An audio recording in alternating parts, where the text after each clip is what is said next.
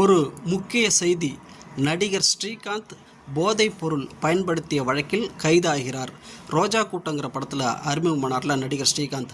அவர் தெலுங்கு தமிழ் படம் நிறையா நடிச்சிருக்காரு. பல தமிழ் நடிகரோட முக்கிய நடிகரோடலாம் சேர்ந்து நிறைய படம் நடிச்சிருக்காரு. இப்போ கொக்கைன்ங்கிற போதைப் பொருள் பயன்படுத்தின வழக்கில் இப்போ அவர் தீவிரமாக விசாரணை பண்ணிகிட்ருக்காங்க. இது போதைப் பொருள் விஷயம் அவர் வீட்டில் இருக்கிறதா கேள்விப்பட்டு அவங்க வீட்டில் போய் போலீஸார் சோதனை எடுத்திருக்காங்க. ஆனால் அவங்க வீட்டில் எதுவுமே போதைப் பொருள்லாம் எதுவுமே சிக்கல. இருந்தாலும் அவரோட ரத்தத்தை எடுத்து இப்போ டெஸ்ட் பண்ண போகிறதா இப்போ தகவல்லாம் செய்திகள் போயிட்டுருக்கு.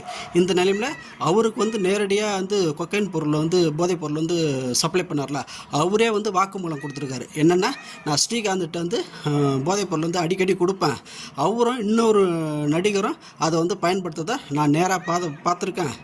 அதை கேளிக்கை விடுதி பப்புக்கு போகிறாங்களே, அதில் அவங்க அதை யூஸ் பண்ணி அங்கே ஜாலியாக இருக்கிறத நான் என் கண்ணால் பார்த்துருக்கேன் அப்படின்னு அந்த போதைப் பொருளை சப்ளை பண்ணார்ல, அவரே இப்போ வாக்குமூலம் கொடுத்துருக்காரு. இந்த விசாரணை இப்போ போலீஸ் வளையத்துக்குள்ளே போயிட்டுருக்கு.